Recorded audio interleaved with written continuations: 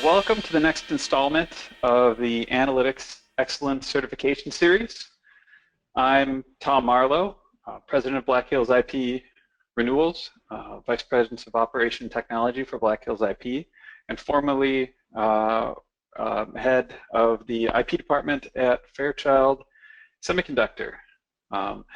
I'm joined again by Mark Stignani. And Mark, you want to give a little introduction? Thanks. I'm, as you can see, the Analytics Chair here over at Schwegman. Former that, I was IP Counsel over at Thomson Reuters for a number of years, where I was fortunate enough to get deeply steeped in most things analytical around IP.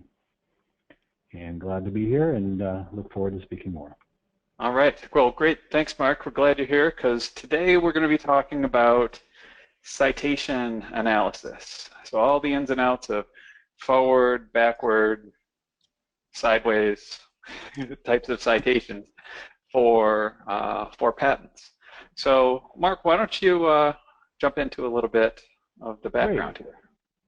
Well, as those who've been with us for the whole series, we are now in the fourth primary slice of analytics here, where we're looking at the use of citation by other patents or other documents and how that falls into the fundamental category of IP analysis. So without further ado, this is a very deep and wide area of analysis. So caveat for people listening, if we don't cover everything citation here, please feel free to reach out to us, put us questions. We're getting sometimes more questions now that we can answer at the end of the period. So rest assured, anybody who writes and types a question in, whether we answer it online or offline, we will be answering those. So please put your questions in now or as they go through this, so we can address them deeply. So citation is a ton of things. It's backward citation, meaning matters or references that are cited as you're getting the patent granted. We call those backward citation references that cite your granted matter or your published application in their own process of getting co-citation, which is a prior art reference that is co-cited by two or more other references, so that it would have some sort of multiple count of citation on it. Examiner citation, which is examiners during the process of review or patent prosecution will give you citation to different references that they feel are pertinent to the review. Other things on here called IDF citation is citation that the patent applicant puts in as its best art references. So when we talk about citation, we are looking at really a diamond with a ton of different facets to it. And the big thing I want everyone to kind of think about and take away, we've seen the slide before, is that citation is only a starting point. There are so many different ways to use it inferentially, and otherwise it has achieved rock star status in patent analytics for, in my mind, not the best of reasons. So I will start to address some of that as we get through this as well. So this is kind of the high-level overview, what we're going to talk about, and so much more. And I think it's probably worth mentioning, too, that because this is kind of a broad topic, the focus is going to be on patent-to-patent citation, and it's leaving out, for the purposes of this discussion, say non-patent literature to patent or vice versa type of citation. That's correct, and that by itself is a whole different analytical world as well. So just to get things forward, we like to think about patent citation predominantly at a portfolio level, because I think it starts to show things that are having the most use. So this is more of an instructional slide rather than a teaching slide, but when we look at it, we're going to use Medtronic as a citation example here. So this is Medtronic's U.S. portfolio, which has a number of citations backwards, as you can see in the art cited by the portfolio, and a number of citations forward as art citing the portfolio, seen by the two red boxes there. So drawing your attention first to the Medtronic art cited by the portfolio, we can see that Medtronic does a great deal of self-citation. It cites its own matters in its prosecution, and so we can see this as Medtronic is in both and forwards instances its own best citer. Now this is useful as we get into further areas when we talk about discounting various citations as analytical, of having analytical value. We can also see here that the backward citation and forward citation have not exactly identical company entities that are in there, but a list of general usual suspects. And so one of the first things that we tend to do when we look at a portfolio level is look for the outliers, the ones that aren't quite in sync there. And we can see in the forward citing thing, we see that Medtronic, which bought Covidian, still has a great kind of interaction there for the citation ability. So we'll bring up later as we talk about using citation to show predecessors and interest and that sort of stuff. These help us kind of suss out the corporate structure as we're going to this, as well as we've seen things merge together. So one of the first concepts I'd like to introduce is this portfolio level citation, because I think portfolio level citation has a general usefulness to help you give a review for the general state of the marketplace that you're analyzing, as well as the usual suspects and maybe some of the most unusual suspects going forward. And so backward citation is really who you stood on the shoulders of to get your patent granted. So you can get a historical sense on that. And the forward citation can also start to show you new movers and shakers into your marketplace. So. Yeah, Mark, I love the ability to take your forward citations, so the art citing the portfolio, and your backward citations, the art cited by the portfolio, and put them side by side. And you mentioned about finding kind of the outliers or the anomalies between those two lists, and like you said, Covidian comes up there.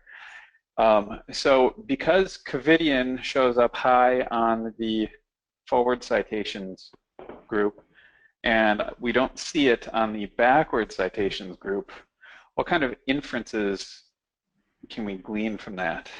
Well, it's a starting point for a lot of inferences. It could be a starting point for, if you're in an M&A mode, that might be a company worth looking at for acquisition, or if you're in an assertion mode and they had a significant number of forward sites and actually not many backward sites, then it would give you a senior position in your portfolio over them as well.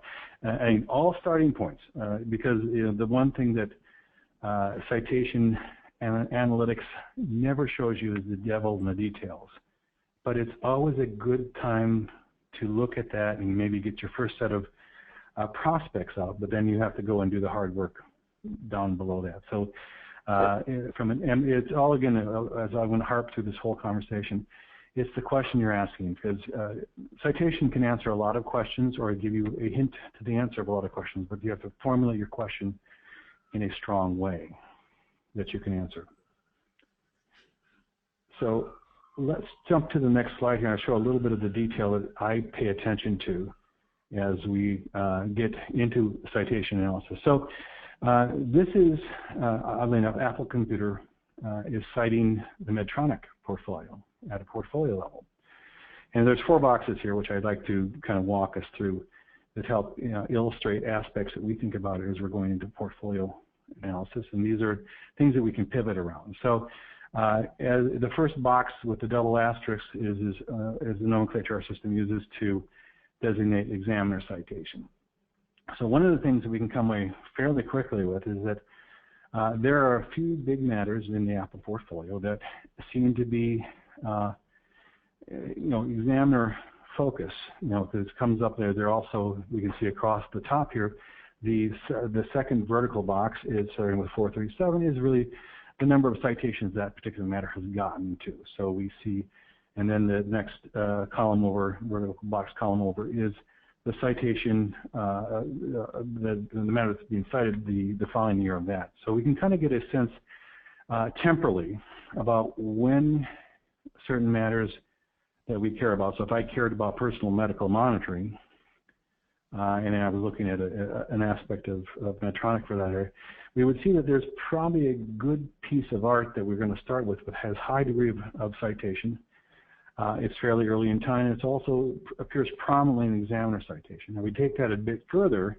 We want to see how many different times that matter has been cited explicitly against the Medtronic portfolio to take that analysis a bit deeper. Now, the one horizontal box, starting with the design patent designator, is what we call IDS citation. So a citation that is put in by the applicant to designate that these are good pieces of prior art to be used in analysis of a particular matter. Now, why this is important is this is what I would call a discretionary citation, which a patent holder can use to modify, enhance, improve, or otherwise generally improve their statistical results in citation analysis. So when I talk about IDS citation, is the things that are not brought forward by the examiner but brought forward by the applicant as well. So these four fields are things that I strongly suggest understanding and utilizing in citation analysis.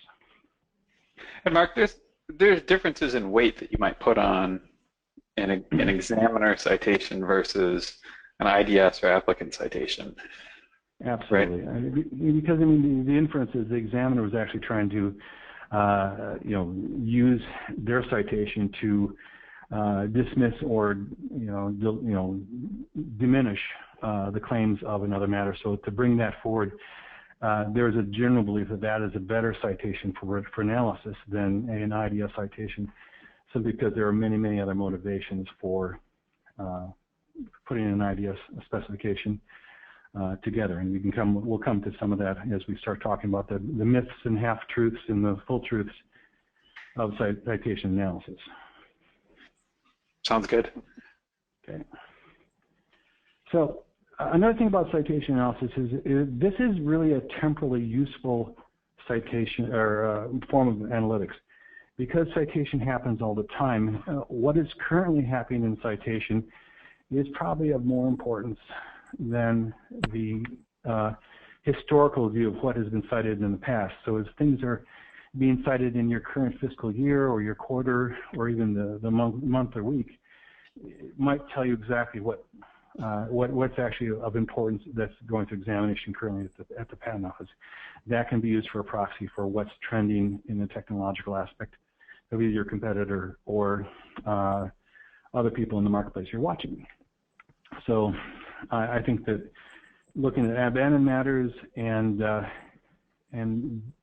looking at various aspects of what has been cited, when it's been cited, can lead to a number of different thoughts for action by either your in-house team or by your outside firm.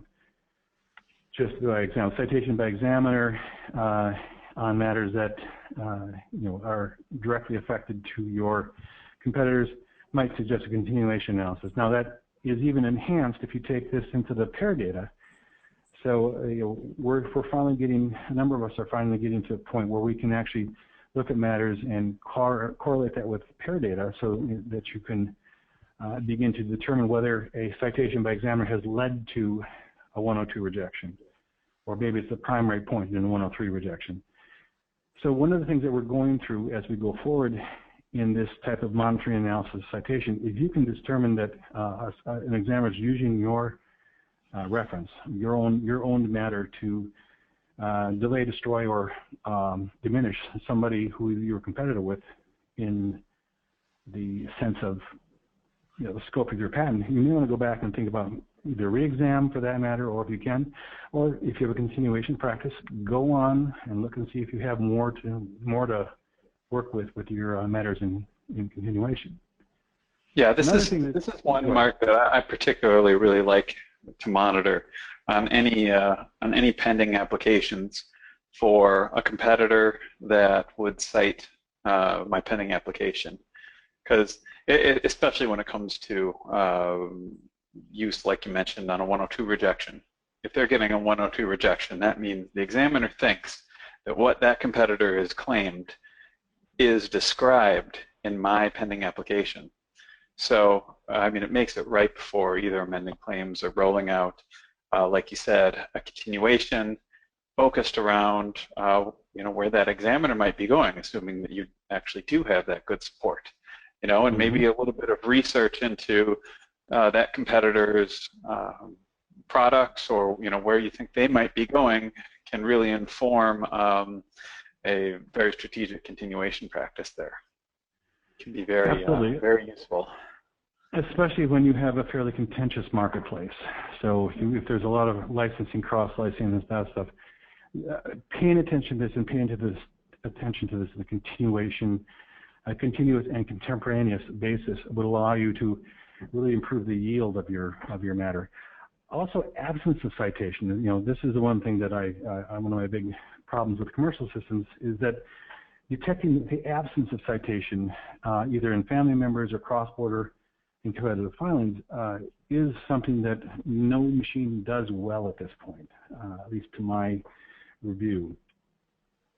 So if you find that your competitor is not citing things that you believe are directly competitive, you may want to consider whether you would file an opposition or some sort of post-grant review to diminish their portfolio in some way in an offensive manner. So again, another area where monitoring in citation analysis is probably even more important than even citation, patent counts or geographic counts and stuff. It's contemporaneous data that the Patent Office cares about your stuff, and we'll cover more about what calculation around citation recency as we get forward here. So let's just talk about the truths and half-truths in this. I mean, I've had more than my share of pitches and seen more than my share of scientific papers which talk purely about patent citation as if it's a direct indicator of value, a direct indicator of innovation, a direct indicator of importance. I've seen network analysis is, treated as a value factor, and that the fact that your backward citation is used as a clearance feature. I just can't believe any of it, because citation happens for a multitude of reasons. I mean, we talked about self-citation versus examiner citation earlier. You can really fudge with it. Even with a self-citation, you can manipulate the citation counts. You can also cite a bunch of, you can bury references in your citation list and get the examiner to take official notice of them, and really get clearance over something that you shouldn't have gotten. Citation is temporal. The longer a matter is alive, the more citation it gets on it. Citation is not equal to infringement, because citation really just appears to the general content of the spec and drawings. It's very rare that examiner cites, well, this matter in the claims is teaching these sort of things. It just doesn't occur that way in examination. So citation is generally uncorrelated to claims.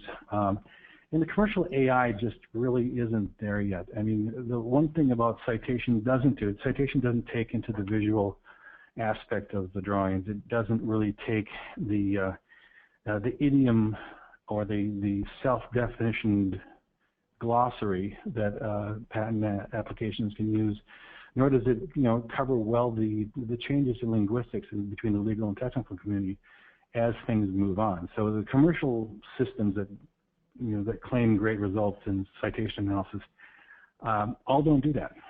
They have algorithms that are really, fine algorithms. They combine lots of different weighting factors, but at the end of the day, it's just a pointer. So I'll get off the podium. You mentioned one of the points that I like that you mentioned is that citation is temporal. So you've got something that's more recent. It's going to have fewer citations on it, kind of as a matter of course, than something that's been published for a number of years. So that I guess the takeaway of that is that if you want to compare two matters, kind of apples to apples, it really only works if they share the same publication year, or within a reasonable time frame, right? Yeah, that's absolutely true. In fact, whenever I'm looking at citations, I also, if I find something that's got a high degree of citation, I then move to the claims and I start to compare the claims. And if I take the claims of a target matter and I actually run, some sort of statistical semantic search on those terms itself, it is very rare that the highly cited matter, in fact, some of the most highly cited matters are abandoned, so it doesn't really help us there. But I find generally newer matters that are better sources of prior art than sometimes even the most highly cited ones. I mean, the citation is really a holdover from the scientific paper community, where the name of the author and the school that they're writing for, the research institution they're working for, had a level of impact that just doesn't translate to patent citation as it is. It's a much different aspect and field. So anyway, yeah, the temporal side is just, people seem to forget that when they're doing an analytics. So let me ask you one other question, because your point here about citations can be manipulated, and we've many of us have seen that in practice. What are some of the ways that you've seen this manipulation, and are there ways to catch it? Things to look out for that are I mean, like flags? There's some of the flags are, if I find something that's got everything under the sun cited to it, in more cases than not, I would want to go back to that citation list and see, did the examiner, this is when we go into file histories, did the examiner actually just make note of it, or did he actually, or she actually interact with that piece of art form? So a lot of times when I see very large citations and I'm looking to either discredit or dispute the patent in play, I will go back to that citation list and look for family members that may have been left out. I will look for abandoned and expired matters that didn't make it in. What I try to do is sometimes it's just, there's too much citation for all the wrong reasons. So especially if there's a high percentage of IDS citation, that's when I start looking for that buried gem. If there's a low amount of IDS citation, then there's also not an indication of a full value of work there. So again, the citation, especially IDS citation, too much or too little takes me down a secondary alternative, reality of what were they trying to bury, or what didn't they talk about. Then you can also go and you look at the citation by examiners in different jurisdictions, and you may find that a European review cited 5 or 6 different references that were just absolutely not even brought into the play in the U.S. Aspect of examination. So those are some of the examples of where citation is manipulated, and so that's why I tend to go back and look at the, how common or how in harmony is the examiner citation, especially if I'm looking at cross-border families. So let's talk a little bit about what I believe are citation truths. And this is my list. This is my kind of gold list of what things I think are useful in citation analysis. As I've stated earlier, citation is really about interest in the content versus the actual claims themselves. I think that recent citation is of a high degree of usefulness when you're looking at what is currently useful in the portfolio. And I've got a calculation for recency in the next slide or two. Early third-party citation by a competitor, I think in an application reflects kind of a high anxiety by your competitor. High citation abandonment matters should always be looked at to see if you have any other continuation matters, because that might also be a tactic used by competitors to point to things that in their own matters as prior art. Co-citation. A lot of times when I'm doing prior art analysis, I'm looking for kind of the earliest art in a particular area of endeavor. And one of the good ways of finding that is to run citation checks on a number of the competitors in the marketplace and see what things they have in common, sort using those things. So they would be the things I look at first. The earliest cited art sometimes gives me an earliest invention vector. I can look plus or minus a year or two from some of the earliest cited art. And generally, I will have good success finding art either in the form of papers or other patent filings. It helps me get the earliest picture of invention in a particular area of technology. As I mentioned earlier, portfolio views are really useful for finding overlap. And then also, citation, because it happens temporally, cites to patents that are held or owned by a particular assignee at that particular time. So we can start using citation back and forth to see, the ownership manipulation, or was there a holding company formed? Is there suddenly all these matters that's before held by one company now are held by another company which is based in Switzerland, Ireland, or one of the tax planning jurisdictions as well. So the citation it has an interesting thumbprint when it comes to looking at ownership.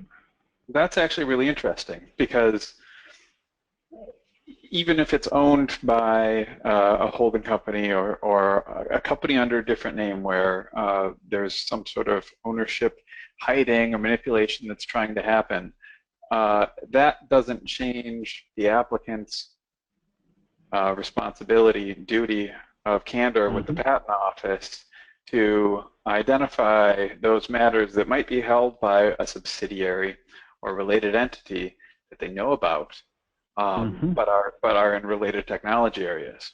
So there's really, they're either not upholding the duty of candor, or they are, and it's a way to find out those kind of co-owned additional assignee names that are out there. And especially if they've traded things away during prosecution as well. So there's a ton of detective work you can do with citation. So there again, this is where the truth in citation lies for me most of the time. Let's talk about citation recency. I've been selling this for the whole presentation. So citation recency for me is something that I use. I don't know any real strong adoption of this by other areas that it's not really sold heavily. But citation recency is what's happened in the last 30 days, 90 days, last year, citation-wise in the portfolio. I call it portfolio vibrancy. Basically, if 10% or more of your portfolio is an active citation by the Patent Office in the last year, that tends to lead to the inference that your portfolio is relevant, more relevant than most. And especially if you're looking at the subcategories of which patent owners are citing your matters, is it an examiner citation, is it an idea citation? Is it in the same technology unit as you're in, or the same art unit that most of your matters are in, or have you gone outside the other art units? Is it being cited recently, by patents in a different country, to the extent you can get that? You can also look at this for individual matters. I've got a matter in my portfolio that's been cited 15 times this year in prosecution, and its annuities coming up, probably want to keep it. So the whole notion of citation recency, I think, is an underutilized and overlooked aspect of citation analysis, which I hope more people pay attention to. And I use a number of different weighting factors depending on what I feel is important or unimportant. So as we go through the whole kind of analysis here, I think citation recency has a much more important role to play, especially when you're trying to give people current data about their portfolio and the actions of the portfolio. So there you go, the new analytical topic of the week here. Yeah, I love this. I love this analytic because it has to be constantly updated, and it helps kind of keep an eye on, I guess, the currency of the portfolio. Yeah, and I think if you're an in-house person too, a lot of times you're being questioned on the relevancy of the work you do and why are we getting all these patents, why are we spending all this money.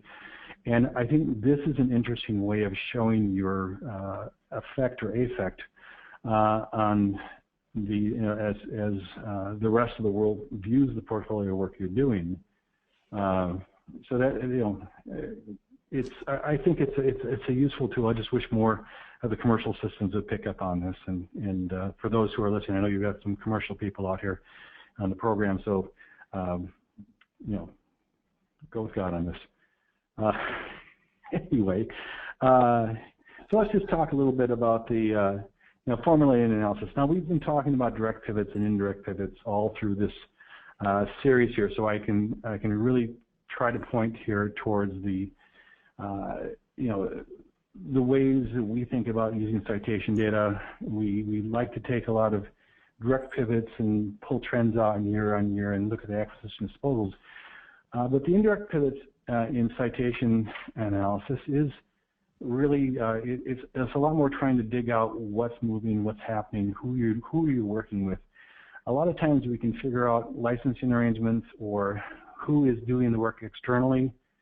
If you're in a relationship with a university or some sort of R&D activity, we can start looking at the citation, because suddenly we start to see co-inventors citing from other universities or that move to universities or other R&D arrangements being cited, because a lot of times you'll have some continuation of that inventor's participation. So there's an IDS balancing of the citations. We go through that. So again, the direct pivots, pretty straightforward and easy. You want to look at citations trending, subdivide those by the technology classes or whatever classification system you use to see kind of where's the market moving. So some of this can be used for market prediction.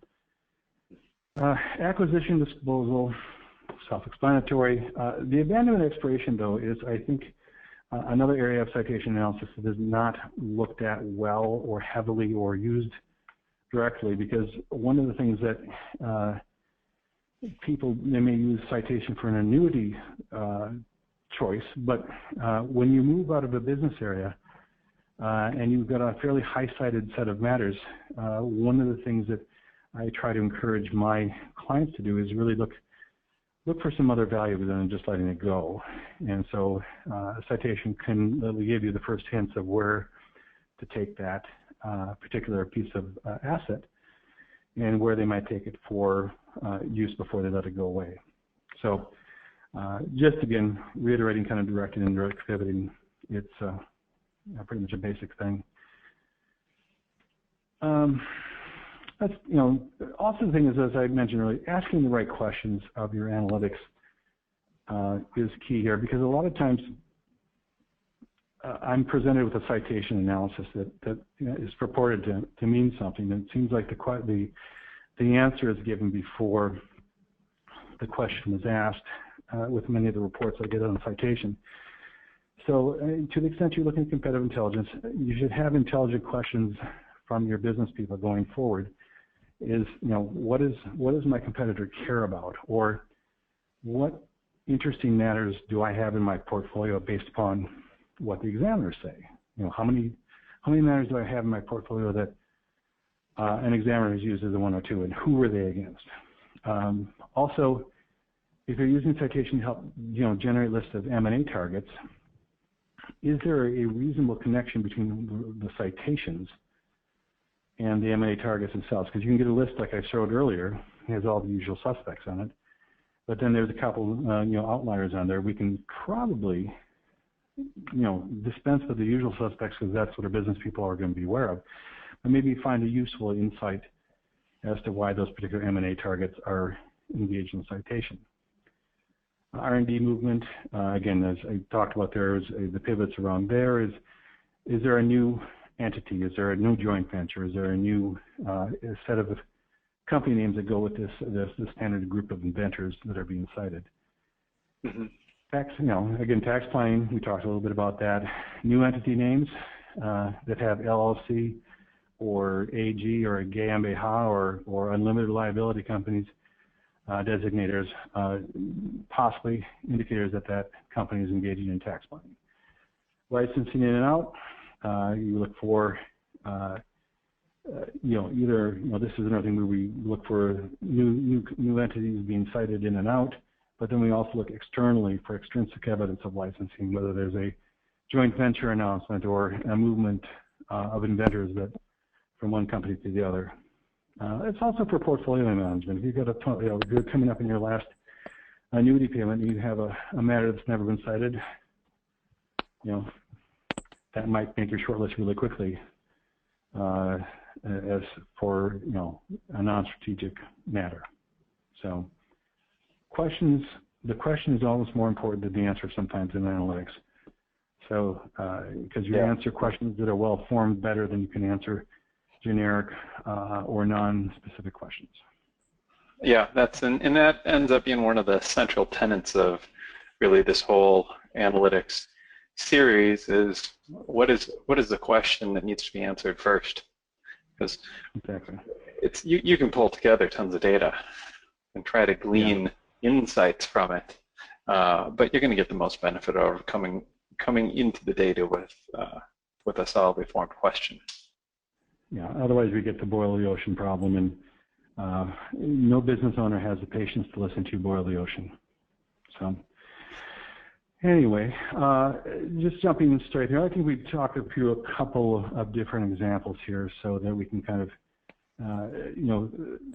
hypothetically, how would we use different things in an M&A, looking for value using citation analysis as a starting point, of course.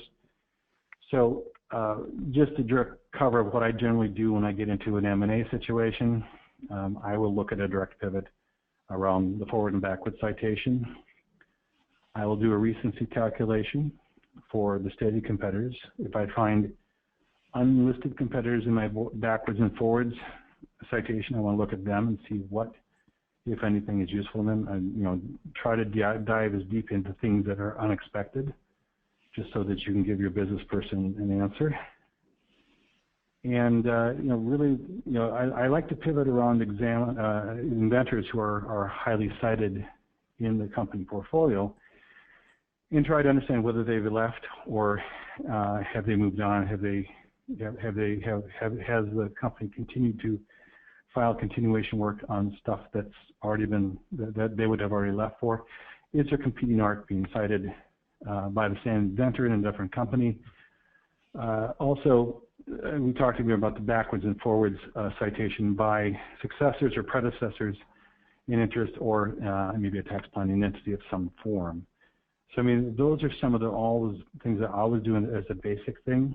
But in general, when you're thinking about M&A, or even discovering who to begin looking at for an M&A purpose, citation I think is a good starting point. So, Mark, let me ask you this: a lot of this this data is very portfolio focused, right? So, and I think you just mentioned a bit. So, this is if you're looking at a portfolio of an already identified M&A candidate, you'll be able to get some information from it. When you talk about, like you just mentioned, identifying candidates, is there some combination of forward and backwards citations that are going to at least bring some targets potentially to the top? Yeah, actually, that's a really good point, because it's actually it's at least a two-step, if not a three-step, beyond what I presented here. Because one of the things about, and go back to one of my half-truths about citation networks, if I take the whole notion of co-citation and citation networks, so if I take the forward and backward citation of my known competitors, and I take my forward and backward citation of my own portfolio, and try to look for common cited companies, common cited grants or applications in those things. So I'm doing a backwards and a forwards in a couple different times. I'm then cross-referencing those. Then I start to have a much better idea of who's got the strongest or the perceived strongest matters in the listings there. So then I would go look at those companies as well and do their backwards and forwards and see what the overlap is there. So so you overlap, you do backwards and forwards of yourself, and then do backwards and forwards of your kind of your known or the interesting people in your forward and backward citations. So do the same analysis for them. Bring that all together, find the duplicates, and then run that set of duplicates as the backwards and forwards as well. Then to make sure that you've kind of got 3 passes through the entire citation network to make sure that anybody who is in the process of being cited is brought into at least your first pass look at everything that might be related to a target. So I've probably talked that one way too long, way too far, but the notion there is really the notion there is really to do multiple passes of citation for different entities, and that will tend to point you to the most likely suspects above and beyond the ones you already know. Sure. And if you're looking for like a synergistic type of acquisition, where you want that overlap, certainly forward and backward type of investigations off of your portfolio make a lot of sense. If it's a different technology, so say you're trying to grow into a different technical field, for example, that analysis isn't going to be as interesting. But if you know of, if there's a company in that field that you've identified, or several that you've already identified that might be interesting, or that would be interesting but aren't on the market, the forward and backward citation analysis off of those potential target portfolios might identify, an even more interesting target. Yeah, and that's actually right, because if you're starting off of a kind of a 5 minutes upstream, 5 minutes downstream, starting from your own portfolio is where you'd start from. But if it's a step into a new area with greater with a greater market potential, then you want to start to look at what the marketplace is, and you can get there with citation, or maybe you get there by some sort of semantic extraction of keywords and run that and get your target list that way. So I mean, there's a number of ways to get to that answer. Sure. But since we're talking about citation analysis, that would be how I would get there in this case. So let's talk about, portfolio overlap is another example. I mean, it's got a ton of different uses. Now, when I'm doing portfolio overlap, I tend to look at the portfolio in segments by classes, because one of the things is, especially if you're looking at a large portfolio with a number of different product lines, it gets really messy really fast. So one of the things that I like to try to do is work with portfolios that have been segmented either by a classification strategy or a product strategy or something where the portfolio isn't the whole portfolio. And so, because that helps me, it also helps me explain more simply to my business client what the results of that analysis are. So let's take, for instance, assertion or licensing. So if you have 5 or 6 matters that you're looking for assertion or licensing on, and they have, they're relatively old in time, they've got a fair amount of citation literature, that's positive for them. What I would do with that set is I would, first of all, run their backwards and forward citations, see what they come up with. But then, if there wasn't a lot of, beneficial help with that, I would then look at the peer analytics and try to figure out whether or not they had any impact previously on a client that was, in that list. So that would help me order the client, because I would know I would have at least one matter that was a 102 reference for that particular client, so I might want to talk to them first. If you don't have a lot of citation, there's a bunch of other different ways to get there using semantic comparison. So again, citation is one way of starting the list. Also, if you're looking at different matters owned by different people, you want to start potentially looking at who might be the good partners for a a joint venture or a joint development action. So one of the ways that you get there is you look at companies that you don't directly compete with, but they also seem to have good technology in a number of different areas. Now, how do you tell that? Well, you look at highly cited matters that overlap with your highly cited matters, and then you start to look for the inventors that go with that. So if they're all still with the company, it might be a good company to start your joint development or joint venture with. Another time is when I'm trying to answer continuation or abandonment questions. Citation is a good quantitative measure of how people pay attention to things. If I've got, again, if we have a good citation recency measurement for a particular set of particular family of patents, and we are looking at do we file more continuations or do we look at aspects for abandonment?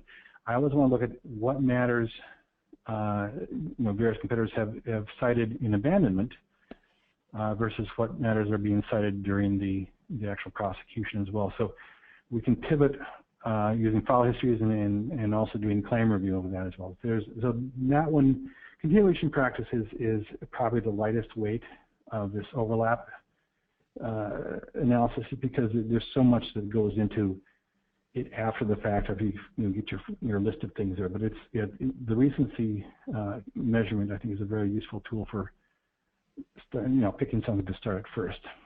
And also then another way is just, looking at two portfolios and you look at how much they defensively cited you. So if we go back to Medtronic and we look at that Covidien had done a huge amount of defensive citation for Medtronic, it kind of shows the level of angst that the patent team is feeling with the particular competitor. So you can kind of come up with an anxiety quotient on citation as well through IDS. Versus the examiner citation, tends to be pretty clear about who's there before and after that. So we're coming up on 10 minutes left in the hour here, so I'm going to hurry up and finish here and open and get people started on questions if we'd like. But the key takeaways I really want people to think about when they're doing citation analytics. Okay, always formulate your question first, that's kind of a given. But citation data can massively overstate or understate competitive actions unless you look deeper. So again, citation analytics are extremely limited if that's all you're relying upon. Analyzing layers, do your citations plus semantic or similarity analysis, your citations plus inventor analysis, citations plus pair analysis. But also then look at trends. Trends, especially in citation, can tell a story that's not apparent in kind of the pure count data. Is the trend that examiners are citing particular things in particular art units against particular competitors. Those trends really need to be teased out in a number of different layers in the facets that we have kind of outlined in this presentation. So tread carefully, but it's a powerful tool used in conjunction with many other things. So, Tom, do you have anything else you want to take away with here? Well, let me. I think you've covered the takeaways really well here. What I want to do is throw you an example that's kind of a question that I've had come up from time to time. So, all right, let's say I'm sitting at my desk and I get a call from the CFO who says, you know what, it's time for our IP department to become a P&L. We've got to start making money off of our IP portfolio. Okay, so I've got to start looking at how to monetize at least a portion of my portfolio. Can I use citation analysis to at least get me started?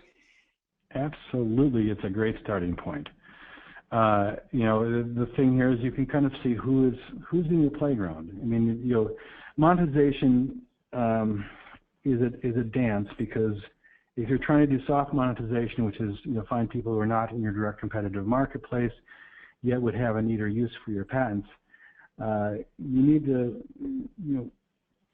try not to do something that is, unless you're going to go and sue people. Now, if you want to go sue people, it's a little bit different and it's a little more straightforward. But if you're looking to monetize by finding soft monetization targets, you would certainly want to take your citation data, look for the outliers there, because the usual suspects are going to be your competitors, and probably not your best monetization targets unless you're suing. So the ones that don't fit, and they might be your customers, they might be if you're getting out of an area, if you're not going to continue in an area, there's another way you can go downstream in that respect. But the citation list is ultimately going to give you a list of good first starts. I would always follow up. The second step would be, take the most highly cited matters in that first set of analysis and see if they come up with the claim sets come up as similar to anyone else that's not listed in the citation. And so get that list together and see if there's better suspects. I mean, ultimately, you're going to have to start doing evidence of use review. And evidence of use review is, I've never seen a good tool that does this autonomously. So the evidence of use, whether it's running claims against marketing brochures or the technical papers, kind of has to get into that humans interacting with technology, because again, as I mentioned, the AI doesn't distinguish visually the drawings and specifications and make the leaps of idiomatic use. I mean, I know that IBM had done something where they were tracing the origin of uses back programmatically, but I haven't seen anything commercial come out of that.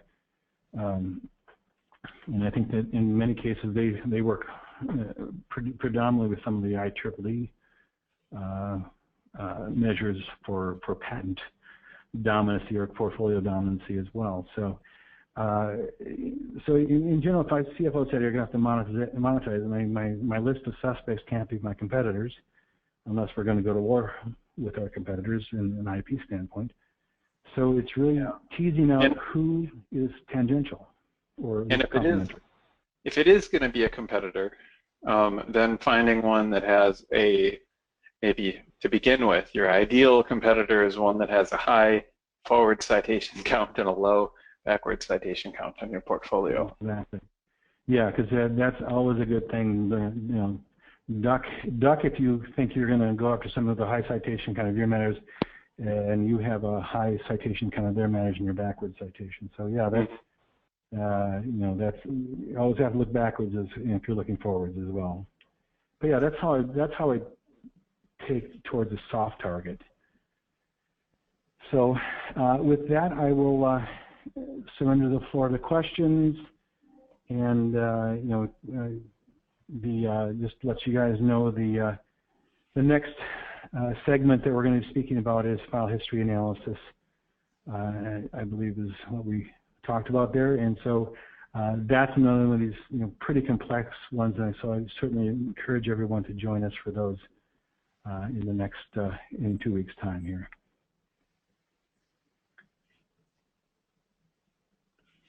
So it doesn't look like we've gotten any questions in. So well, here's one, Mark. How much do you see the use of international citation data?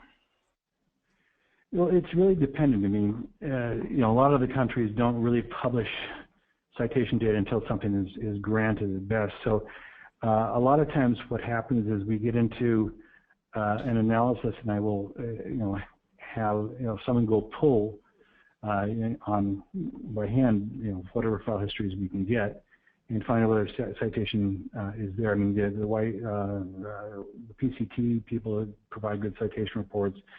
European does good citation reports. The thing that we try to do there is, a lot of times when I'm pulling international citation data together, I'm looking for an oops on the part of either my client's competitor or, hopefully not on my client's basis. But so what we're looking for is inconsistency in citation. So if you have a family member that is has been allowed in the broadest possible sense in the U.S. and in Europe, we see that it was substantially narrowed by certain references. We want to go back and look at those references And so we use citation as kind of a fishing expedition for new matters that we don't have to go out there and try to get through conventional means like hiring out an invalidity search or a non-infringement search. Sure. That we have to pay for. So I mean, it's a quick shortcut in that respect. Well, great. All right. Well, thanks everybody. Looks like that's all the questions that we have today. So we're going to wrap up the webinar. Our next in the series, we hope folks join, is going to be on generating patent family, file history, and claim amendment analytics. This is a very interesting topic, especially with its relation to prosecution strategy. So looking forward to talking about that in a few weeks here. All right, thanks everyone. And again, if you have any private questions, both Tom and I are available on LinkedIn. Please reach out to us on that service as well. Thank you.